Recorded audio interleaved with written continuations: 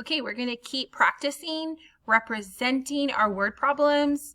And this problem, we're going to be using a strip diagram and an equation. Okay, William drove his 18-wheeler 843 miles in 2 days. He drove 428 miles on the first day. Represent the number of miles William drove on the second day using a strip diagram and an equation. Okay, so let's get our important information. We're going to represent the number of miles William drove on the second day. Okay, well, I need to figure out how many did he drive the first day. The first day, he drove 428 miles on the first day. But on the second day, but I know a total number of miles driven. I know how many he did all together in those 2 days. He did 843 miles in 2 days. And they want us to, we're going to represent this using a strip diagram, okay?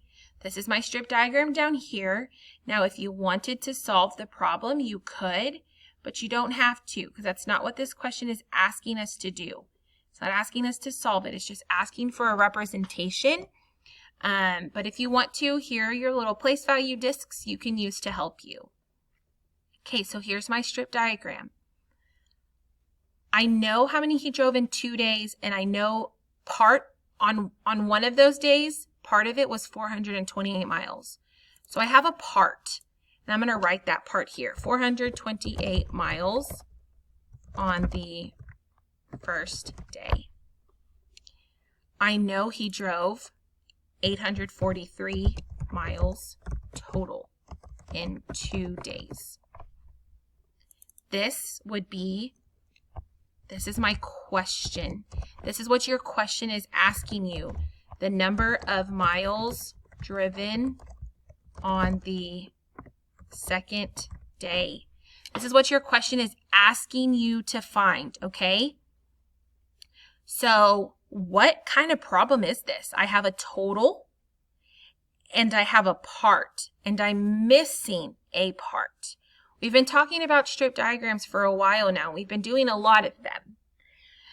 When I have a total and a part and I'm missing a part, what kind of problem is that? We're going to be subtracting. So 843 miles total minus 428 miles on the first day equals the number of miles on the second day. All right? So that's what this equation will look like. Let me make this bigger so it's all one thing. 843 miles total minus 428 miles on the first day equals the number of miles on the second day. So in the next section, you're going to be doing it using base 10 blocks, okay? And you're going to be writing an equation. So have fun.